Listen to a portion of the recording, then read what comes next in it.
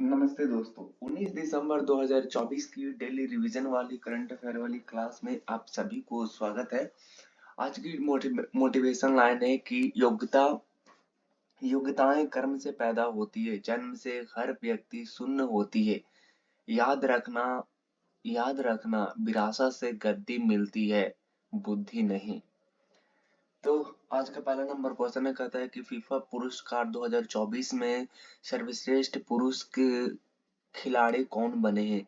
तो फीफा दो पुरस्कार 2024 आपको पता होगा कि फीफा 2024 में 2022 में जो फीफा पुरस्कार जो हुआ था, उसमें जो विजेता जो रहा था वो आपका अर्जेंटीना रहा था। और इस बार जो है वो आपका सर्वश्रेष्ठ पुरुष का खिताब जो जीता है वो आपका विनीशियस जूनियर जूनियर ने जीता है। कतर की राजधानी दोहा में ये शुरू किया गया था और वहीं पे जो है वो फीफा पुरस्कार 2024 का समारोह आयोजित किया गया था, आपको पता होनी चाहिए। फीफा की अध्यक्ष आपका जियानी जियानी इन्फेंटिनो ने विजेताओं को पुरस्कार प्रदान किए हैं। और फीफा पुरस्कार 2024 की विजेता की बात करते हैं तो सर्वश्रेष्ठ महिला खिलाड़ी जो रही है वो आपका रही है। फीफा की बात करते हैं तो फीफा, देखिए जब भी अफ्रीका की बात करते हैं, अफ्रीका की बात करते हैं तो वहाँ के लोगों की बोन यानी कि हड्डी जो रहती है वो बहुत ही ज्यादा मजबूत रहती है। तो सर्वश्रेष्ठ महिला खिलाड़ी जो है वो आपका है एताना वोनमाटी जो कि स्पेन की है, और ये सर्वश्रेष्ठ महिला खिलाड़ी यानी कि बेस्ट वुमेन्स प्लेयर है। और सर्वश्रेष्ठ पुरुष खिलाड़ी यानी कि बेस्ट बेस्ट मेंस प्लेयर जो है वो आपका विनीशियन जूनियर जो कि आपका ब्राजील के हैं। उसके बाद देखते हैं सर्वश्रेष्ठ पुरुष गोलकीपर जो रहे हैं वो आपका रहे हैं एमिलियानो मार्टिनेज जो कि अर्जेंटीना के। और सर्वश्रेष्ठ पुरुष कोच की बात करते हैं तो कार्लो एंसेलोटी हैं जो कि इटली के हैं। और पुस्कास पुरस्कार जो है वो आपका रहे हैं वो आपका एलेजांद्रो गर्नाचो जो कि अर्जेंटीना के है। और फीफा फेयर प्लेयर पुरस्कार जो मिला है वो आपका थियागो मैया ब्राजील के हैं।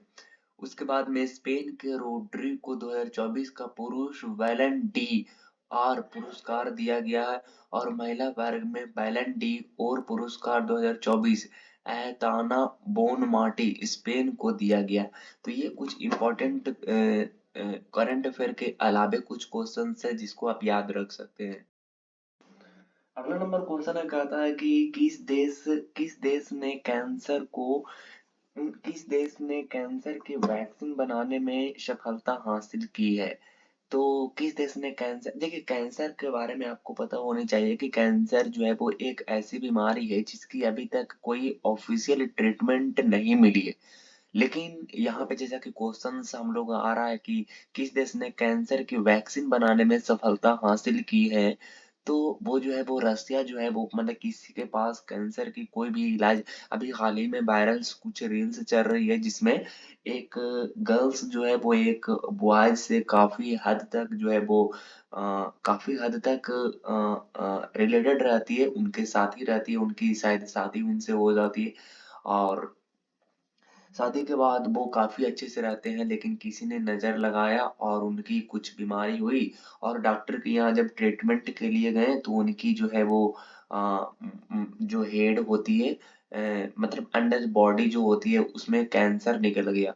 और उसके बाद डॉक्टर ने कहा कि बस ये 6 महीने के बाद 6 महीना के अंदर अंदर इनकी जो है वो डेथ हो जाएगी। लेकिन वो लड़की फिर भी जो है वो नहीं उम्मीद छोड़ी, उनको लगा कि ये ठीक हो जाएगा, हमारी जो इसमें जो है वो रिलेशन में जो हमारी ताकत है।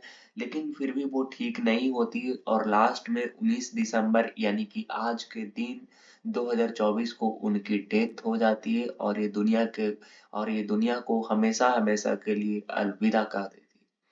तो कैंसर जो है वो एक ऐसी बीमारी थी जिसका इलाज बहुत ही ज्यादा मुश्किल था और नहीं था लगभग लगभग। लेकिन अभी जो है वो कैंसर के मामले में रूस जो है वो सफलता हासिल कर लिया है। और आइए जानते हैं इसके बारे में, जिसे रूस ने कैंसर की वैक्सीन बनाने में सफलता हासिल की है। और इस वैक्सीन को 2025 में शुरू रूस के नागरिकों को फ्री में लगाया जाएगा। रूस रूस ने कैंसर के खिलाफ mRNA वैक्सीन विकसित किया है। mRNA आपके बॉडी में इंजेक्ट कर दिया जाएगा और उसके बाद वो प्रोटीन बनाएगा जो कि आपके कैंसर जो जिस बैक्टीरिया से होती है उसको जो है वो खत्म करने में ये सहायता करेगा, हेल्प करेगा। इन वैक्सीन से ट्यूमर के विकास को रोकने में मदद मिलती है, हेल्प मिलती है। अब कैंसर क्या होती है? कैंसर जब आपके बॉडी में इंजेक्ट होती है तब वो काफी सारे मल्टीपल सेल्स में जो है वो मल्टीपल होने लगती है और धीरे धीरे आपकी जो पूरे बॉडी में फैल जाती है और धीरे धीरे आपकी हर एक चीज जो है वो अलग अलग हटने लगती है। जैसे आपकी बाल काटने पड़ती है, इस तरह की चीज। अब यहाँ से कुछ हेल्थ से रिलेटेड कुछ आती है, जैसे जॉर्डन जॉर्डन कुष्ठ रोग से मुक्त होने वाला पहला देश बन गया। तो कुष्ठ रोग जो होती है, कुष्ठ रोग जो है उससे मुक्त होने वाले पहला देश जो बना है वो आपका जॉर्डन बनी। कुष्ठ रोग बोले तो आपके आपके बॉडी में जो होती है नहीं, वाइट वाइट टाइप की होती है। डब्ल्यूएचओ ने भारत को ट्रैकोमा रोग से मुक्त घोषित किया है। तो डब्ल्यूएचओ ने भारत को मतलब भारत जो है वो आपका ट्रैकोमा रोग से ग्रसित था, तो उसको जो है वो ऑफिशियली अब जो है वो खत्म हो गया है, मतलब पूरी तरीके से खत्म हो गया है। कुष्ठ रोग वो रोग होता है जिसमें जिसमें बॉडी जो होती है वो उसकी उसकी उसकी स्किन जो होती है वो अलग टाइप से होने लगती है, मतलब वाइट वाइट होने लगती है। 2024 में केप वर्ड और अल साल्वाडोर को मलेरिया मुक्त देश घोषित किया है और भारत के वैज्ञानिकों ने हीमोफीलिया ए के लिए पहली जीन थेरेपी विकसित की है। तो ये कुछ इम्पोर्टेंट्स है करंट अफेयर से रिलेटेड। अगला नंबर क्वेश्चन है, कहता है कि निम्न में से किस भारतीय क्रिकेटर ने इंटरनेशनल क्रिकेट से संन्यास लिया है? तो आपका जो लिया है वो आपका रविंद्र चंद्र अश्विन ने क्रिकेट से भारतीय क्रिकेट टीम से भारतीय क्रिकेट के इंटरनेशनल क्रिकेट से वो संन्यास ले लिए हैं। और आप जैसा कि देख सकते हैं कि आपका रविचंद्र अश्विन जो थे वो किस तरीके के ऑलराउंडर बोले जाते हैं कि ऑलराउंडर ये थे। भारतीय भारतीय ऑफ स्पिनर रविचंद्र अश्विन ने इंटरनेशनल क्रिकेट से संन्यास ले लिया है और उन्होंने उन्होंने तीनों फॉर्मेट मिलाकर के लगभग 287 मैच खेले हैं और 765 विकेट लिए हैं। तो बहुत मानने वाली बात है, पूरे वर्ल्ड भर में चैंपियन थी ये। अब देख सकते हैं कि इन्होंने तीनों फॉर्मेट मिलाकर के लगभग 287 मैच खेले हैं और उसमें जो है वो 765 विकेट लिए हैं, सिर्फ 765 विकेट। और मैच जो खेले हैं वो आपका 287 मैच खेले हैं। अश्विन भारत के दूसरे सबसे ज्यादा विकेट लेने वाले गेंदबाज हैं और उन्होंने आगे सिर्फ अनिल कुंबले हैं जिन्होंने 1953 विकेट लिए हैं। के 1953 लिए हैं, ये कौन है? तो आपका अनिल कुंबले हैं जिन्होंने 1953 विकेट लिए हैं। और आपका जो अश्विन है, इनका नाम आपको जानना, रविचंद्र अश्विन है जिन्होंने 287 मैच खेले हैं और 765 विकेट लिए हैं। आप यहाँ पे देख सकते हैं टेस्ट, वनडे और टी20 खेले हैं। तो टेस्ट में इन्होंने रन जो बनाए हैं वो अभी तक ओवरऑल टोटल मैच खेले हैं वो 106 खेले हैं जिसमें विकेट जो लिए हैं वो 537 लिए हैं और रन जो बनाए हैं वो 3503 बनाए हैं रन। और वनडे खेले हैं जिसमें 116 मैच खेले हैं और विकेट 156 लिए हैं, रन 707 रन बनाए हैं। और मैच की बात करते हैं टी20 की, तो 65 मैच खेले और 72 विकेट लिए और 184 रन बनाए हैं इन्होंने। टी20 की बात मैं कर रहा हूँ। अभी यहाँ पे देखता ही अभी हाल ही में देखिए कि अभी हाल ही में कई सारे खिलाड़ी स्पोर्ट्स जो हैं वो अभी हाल ही में संन्यास लिए हैं। जैसा कि आप देख सकते हैं कि टेनिस टेनिस से संन्यास लेने वाले आपका प्रजनेश गुणेश्वर है जो कि टेनिस खेला करते थे, उनसे संन्यास ले लिया है। टीम सऊदी जो कि न्यूजीलैंड के प्लेयर हैं जो कि क्रिकेट से संन्यास लिए हैं, टीम सऊदी। और रानी रामपाल जो कि हॉकी से संन्यास लिए, क्या जी, हॉकी से संन्यास लेने वाले रानी रामपाल है। और आंद्रेस इनिसिएस्ता इनिएस्ता स्पेन के हैं जो कि फुटबॉल से संन्यास लिए हैं। दीपक कर्माकर जो कि आपका जिम्नास्टिक से संन्यास लिए हैं। मोइन अली जो कि इंग्लैंड के जो खिलाड़ी हैं जो कि अंतर्राष्ट्रीय क्रिकेट से संन्यास इन्होंने लिए हैं, मोइन अली। और डेविड मलान जो कि इंग्लैंड से संबंधित है जो कि अंतर्राष्ट्रीय क्रिकेट से संन्यास है लिए हैं। और आपका जो है वो विनेश फोगट जो कि आपका कुश्ती से संन्यास लिए हैं। रोहन बोपन्ना जो कि आपका टेनिस से संन्यास लिए हैं। और पीआर श्रीचेस जो कि हॉकी से संन्यास लिए हैं।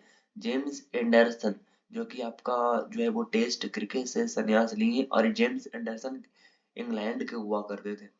अब कुछ क्वेश्चन है जैसे कि आप देख सकते हैं, दिल्ली भारत की राजधानी कब बना था? तो दिल्ली जो है वो भारत की राजधानी 1911 में बना था। इनकलाब जिंदाबाद का नारा किसने दिया था? तो इनकलाब जिंदाबाद का नारा जो दिया था वो आपका भगत सिंह ने दिया था। और दूरबीन का आविष्कार किसने किया था? तो वो गैलीलियो ने किया था।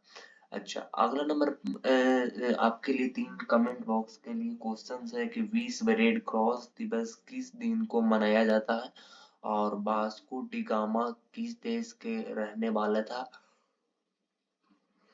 प्रथम पंचवर्षीय योजना कब से प्रारंभ हुई है? अगला नंबर क्वेश्चन है, कहता है कि पहला वार्डनर कप 2024 में टीम एशिया के लिए खेलने वाली एकमात्र भारतीय खिलाड़ी कौन थी? तो पहला वार्डनर कप 2024 में टीम एशिया के लिए खेलने वाली एकमात्र भारतीय खिलाड़ी कौन थी? तो वो कौन थी? मनिका बत्रा थी। कौन थी? मनिका बत्रा थी।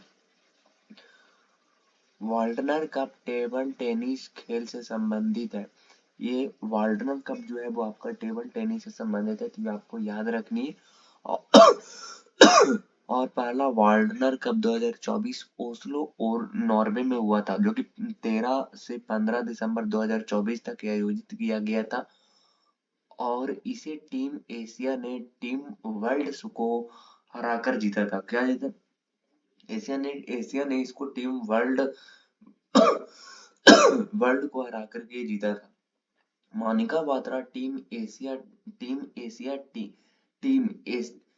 मोनिका बात्रा टीम जो है वो आपका एशिया टीम में शामिल होने वाली एकमात्र भारतीय खिलाड़ी थी। वार्डनर कप की स्थापना जो होती है वो आपका स्वीडिश टेबल टेनिस के महान खिलाड़ी जॉन ओवे वार्डनर ने की थी। WTT चैंपियन इवेंट के क्वार्टर फाइनल में पहुंचने वाली पहली भारतीय मनिका बत्रा बनी है। और मनिका बत्रा पेरिस ओलंपिक 2024 में एकल टेबल टेनिस प्रतियोगिता के अंतिम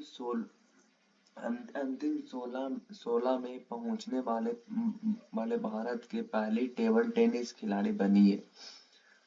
भारतीय महिला टीम ने एशिया टेबल टेनिस चैंपियन 2024 में ब्रॉन्ज मेडल जो है वो जीता है। अगला नंबर प्रश्न कहता है कि भूटान के राष्ट्रीय दिवस समारोह 2024 में भारत से 2024 में भारत से तरफ से कौन शामिल हुआ है? तो भूटान के राष्ट्रीय दिवस समारोह 2024 में भारत के तरफ से कौन शामिल हुआ है? तो कौन शामिल हुआ है? आपको पता होना चाहिए कि वो हुआ है आपका हिमंत बिस्वा शर्मा हुआ।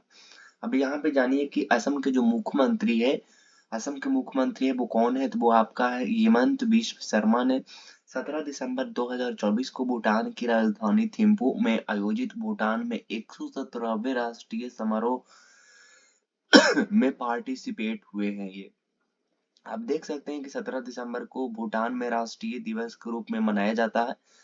और ये जो है वो क्या वजह है कि ये जो भूटान जो है वो आपका 17 दिसंबर को राष्ट्रीय दिवस के रूप में मनाते हैं?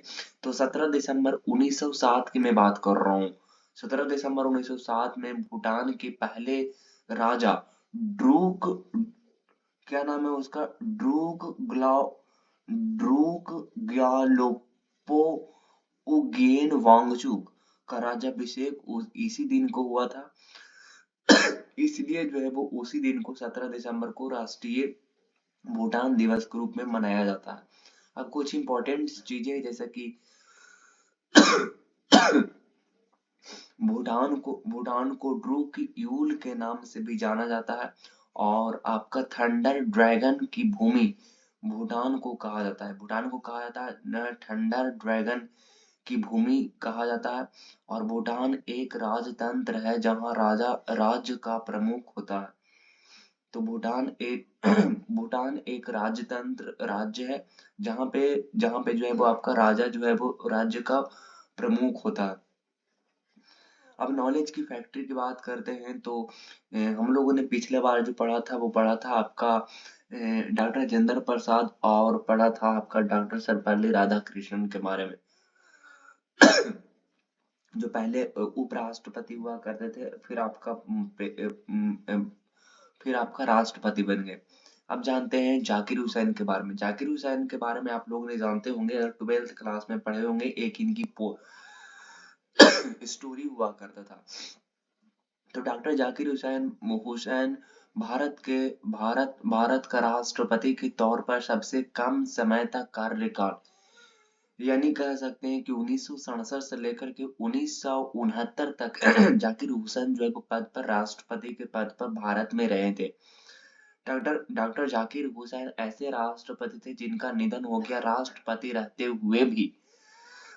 मतलब राष्ट्रपति के पद पर थे तभी जो है वो डॉक्टर जाकिर हुसैन की निधन हो गया था। डॉक्टर जाकिर हुसैन भारत के पहले मुस्लिम राष्ट्रपति थे, और डॉक्टर जाकिर हुसैन एकमात्र राष्ट्रपति थे जो कि राष्ट्रपति, उपराष्ट्रपति और राज्यपाल के पद पर भी रहे थे। बीबी गिरी की बात करते हैं तो बीबी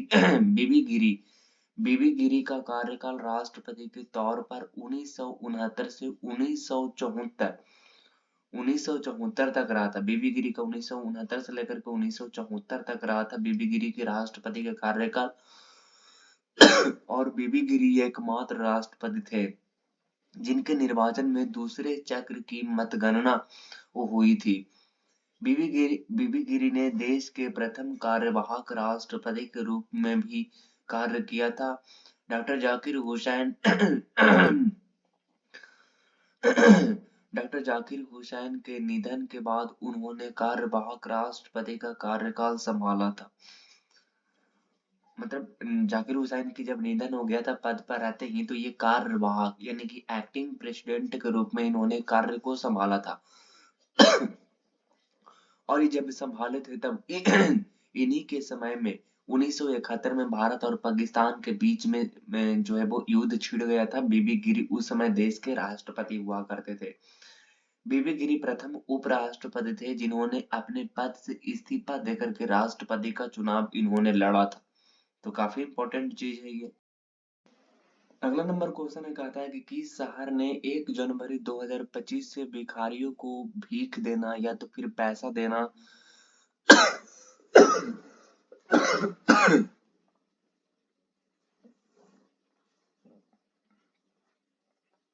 कहता है किस शहर ने 1 जनवरी 2025 से भिखारियों को भिक्षा देना या तो फिर पैसा देना क्रिमिनल मानी जाती है, यानी कि क्राइम मानी जाती है, यानी कि अपराधी मानी जाती है।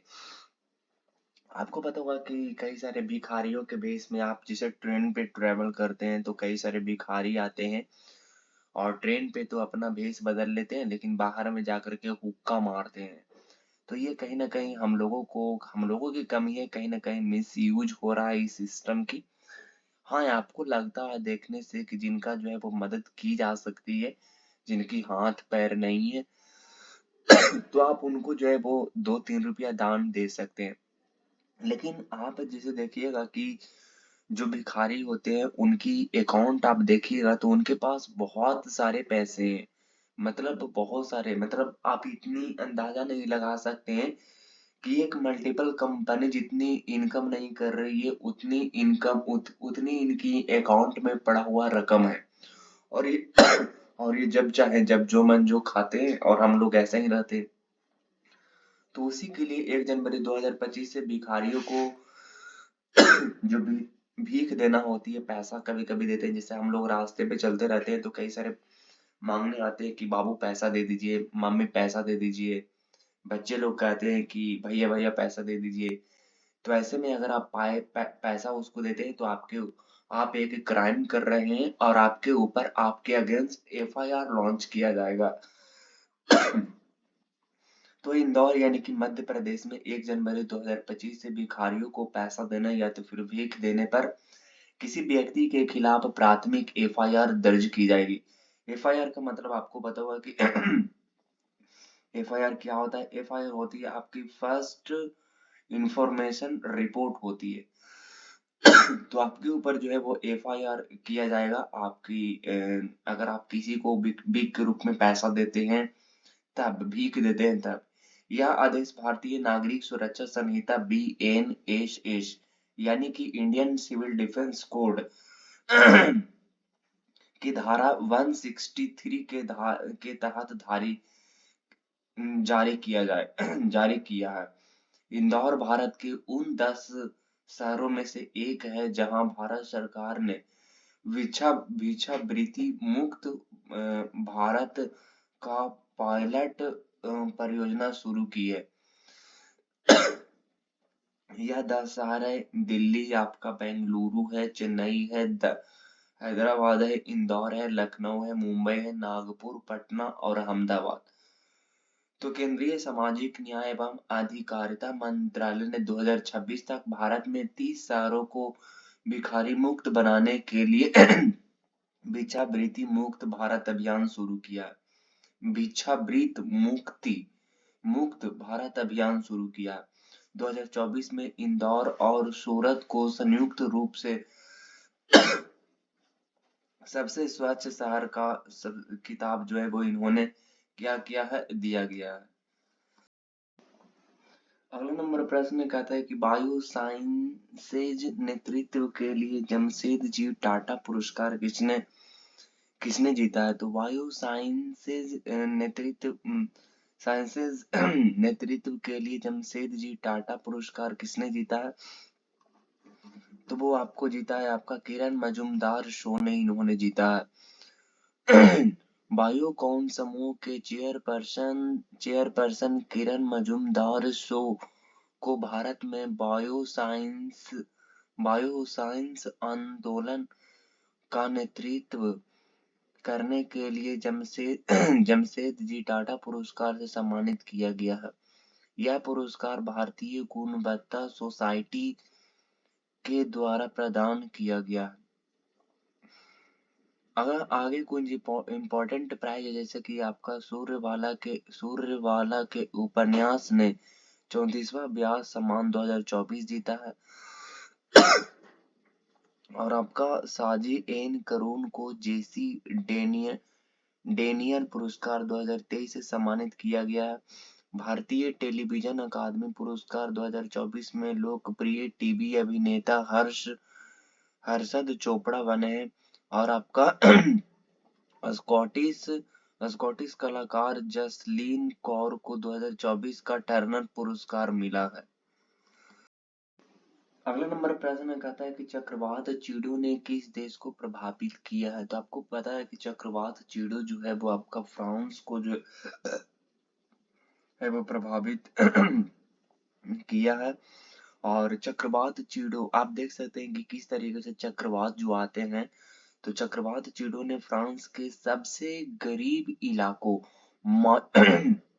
मायोट को प्रभावित काफी ज्यादा किया है। हवा की रफ्तार 200 किलोमीटर बताया जा रहा है कि 200 किलोमीटर प्रति घंटा है और 124 मील प्रति घंटे से अधिक थी। अब देख सकते हैं यह चक्रवात फ्रांस के पिछले 90 वर्षों के आए सबसे विनाशकारी तूफान के रिकॉर्ड तोड़ दिया। मोजाम्बिक में चक्रवात चीड़ों के कारण कम से कम 34 लोगों की जान चली गई है और सैकड़ों लोग जो है वो अभी भी लापता हो चुके हैं उन झटके में। तो काफी ज्यादा जो है वो डेंजर हो गया है ये फ्रांस की जो ये एरिया है। ये एरिया को मैंने आपको बता दिया है, मायोट नाम है इसका। अगला नंबर क्वेश्चन है कहता है कि नेट साइबर ब्रंट किस देश की महिला क्रिकेटर हैं जिन्होंने महिला टेस्ट क्रिकेट में सबसे तेज शतक बनाया है। तो नेट नेट साइबर ब्रंट किस देश की महिला है जिन्होंने आपका जो है वो टेस्ट क्रिकेट में सबसे तेज शतक बनाया है? तो आपका है इंग्लैंड की। आप देख सकते हैं आप देख सकते हैं नेट साइबर ब्रंट के यहाँ पे पिक्चर्स लगा हुआ है, और ये दक्षिण अफ्रीका के खिलाफ 45 गेंदों में 128 रन बनाए हैं। इन्होंने सिर्फ 96 गेंदों में ही अपना शतक पूरा कर लिया है, और वह महिला टेस्ट क्रिकेट में सबसे तेज शतक उड़ जड़ने वाली बल्लेबाज बन गए हैं। तो ये महिला टेस्ट क्रिकेट में सबसे तेज शतक जड़ने वाली सबसे तेज बल्लेबाज बन गए, जिनका नाम है नेट साइबर ब्रंट। तो आप याद रखिएगा, यहाँ से क्वेश्चंस बनती है। अगला नंबर क्वेश्चन है, कहता है कि अंतर्राष्ट्रीय प्रवासी दिवस कब मनाया जाता है? अच्छा, इससे पहले जो ये था वो पूरी तरीके से गलत था, इसको आप देखिएगा। और अंतर्राष्ट्रीय प्रवासी दिवस के रूप में कब मनाया जाता था? अंतर्राष्ट्रीय प्रवासी दिवस के रूप में 18 दिसंबर को अंतर्राष्ट्रीय प्रवासी दिवस के रूप में मनाया जाता है। प्रत्येक वर्ष 18 दिसंबर को अंतर्राष्ट्रीय प्रवासी दिवस के रूप में मनाया जाता है, और 2024 की जो अभी बनाया गया था थीम जो था वो आपका प्रवासियों के योगदान का सम्मान और उन्हें अधिकारों का सम्मान है। यह दिवस हमें मानवाधिकारों की समानता समानता सहिष्णुता और वैश्विक एकजुटता का संदेश संदेश देता है। भारत में प्रवासी भारतीय दिवस 9 जनवरी को मनाया जाता है। अब कुछ इम्पोर्टेंट दिवस है, जैसे 16 दिसंबर को विजय दिवस के रूप में मनाया जाता है, और 18 दिसंबर को अंतर्राष्ट्रीय प्रवासी दिवस के रूप में मनाया जाता है, और 18 दिसंबर को ही अल्पसंख्यक अधिकार दिवस के रूप में मनाया जाता है। और 19 दिसंबर को गोवा दमन एवं दमन द्वीप मुक्ति दिवस के रूप में मनाता है। अब ट्रिपल आर के लिए तैयार होइए। भारतीय वायुसेना सी 295 फुल मोशन सिम्युलेटर सुविधा का उद्घाटन कहाँ किया गया है? तो वो किया गया है आगरा में। भारतीय कृषि एवं खाद्य परिषद के चेयरमैन कौन बने? तो भारतीय कृषि एवं खाद्य परिषद यानी कि आईसीएफए के चेयरमैन कौन बने हैं? तो वो बने आपका सुरेश प्रभु। गृह मंत्रालय ने किस केंद्रीय सुरक्षा बल की पहली महिला बटालियन के गठन को मंजूरी दी है? तो वो सीआईएसएफ ने। एलिक्स एलेक्स की डीडीएर फिल्म एश किस देश के प्रधानमंत्री बने हैं? तो वो आपका बने हैती के। और पीएम मोदी ने रेलवे स्टेशनों पर कितने जैन औषधि केंद्र का उद्घाटन किया है? तो वो 18। 43वां भारत अंतर्राष्ट्रीय व्यापार मेला कहाँ शुरू किया गया है? तो वो न्यू दिल्ली। किस देश ने भारत से सतह से हवा में मार करने वाली करने वाली आकाश मिसाइल प्रणाली खरीदी है? तो वो खरीदी है आपका आर्मेनिया। पीएम मोदी ने कहा 6440 करोड़ रुपए से अधिक की परियोजनाओं का उद्घाटन और शिलान्यास किया है? तो वो आपका किया जमुई बिहार में। थाईलैंड पर्यटक के लिए ब्रांड एम्बेसडर और सलाहकार किसे नियुक्त किया गया है? तो वो सोनू सूद को किया गया है। 16वीं सीनियर महिला टी20 ट्रॉफी 2024 किस टीम ने जीता है? तो वो मुंबई ने जीता है। और 10वें अंतर्राष्ट्रीय वन मेले का उद्घाटन कहाँ किया गया है? तो वो भोपाल में। कौन सा देश 2025 में भारतीय पर्यटकों के लिए वीजा फ्री यात्रा शुरू किया है? तो वो रूस किया है। भारत की पहली योग नीति शुरू करने वाला पहला राज्य कौन बना है? तो उत्तराखंड। किस देश ने ने ऑनलाइन सुरक्षा पर पहली बार आचार संहिता लागू किया है? तो वो ब्रिटेन। माउंट सेमेरू ज्वालामुखी किस देश में है जिसमें विस्फोट हुआ है? तो वो आपका इंडोनेशिया। अंटार्कटिका के राष्ट्रपति जेवियर माइली को किस देश ने नागरिकता प्रदान की है? तो वो क्या इटली। किस देश ने विवादित हिजाब और शुद्धता कानून पर रोक लगा दी है? तो वो आपका ईरान है। लोकसभा में एक एक देश का चुनाव के लिए कौन सा संविधान संशोधन बिल पेश किया जाता है? तो वो 129वां। गुजरात के पहले सेमी कंडक्टर असेंबली और परीक्षण संयंत्र का उद्घाटन कहाँ किया गया है? तो वो सूरत में किया गया है। नौसैनिक अभ्यास सिलनेक्स किन देशों के बीच में आयोजित किया गया है? तो श्रीलंका और भारत में। लुसेंट की PYQ क्वेश्चन कि इकोसिस्टम अर्थात पारिस्थितिकी तंत्र शब्द द्वारा प्रतिपादित किया गया है? तो वो आपका एजिटेक्सल है। विश्व वन्य जीव समाप्त कब मनाया जाता है? तो विश्व वन्य जीव समाप्त सप्ताह कब मनाया जाता है? तो वो अक्टूबर का पहला सप्ताह में। प्रोजेक्ट टाइगर कब शुरू किया गया था? 1973 में। जलवायु परिवर्तन संबंधी संयुक्त राष्ट्र फ्रेमवर्क कन्वेंशन निम्नलिखित में से किस का परिणाम था? तो वो आपका पृथ्वी शिखर सम्मेलन 1992 का। अस्थायी कार्बनिक प्रशोषकों POPs पर स्टॉकहोम समझौते पर किन वर्ष हस्ताक्षर किए गए थे? तो 2001 में। एतवा वोन मार्टी का संबंध किस देश से है? तो वो स्पेन से। वैलेंट डी और पुरस्कार किस खेल के खिलाड़ियों को दिया जाता है? तो वो फुटबॉल को। कुष्ठ रोग से मुक्त होने वाला पहला देश कौन बना है? तो आपका बना है जॉर्डन। मनिका बत्रा किस खेल से संबंधित है? तो वो आपका है टेबल टेनिस से। थंडर ड्रैगन की भूमि किस देश को कहा जाता है? तो भूटान को। आज का सवाल है चक्रवात चीड़ो, क्या जी? चक्रवात चीड़ो ने किस देश को प्रभावित किया है? इसका आंसर नीचे कमेंट बॉक्स में देनी है।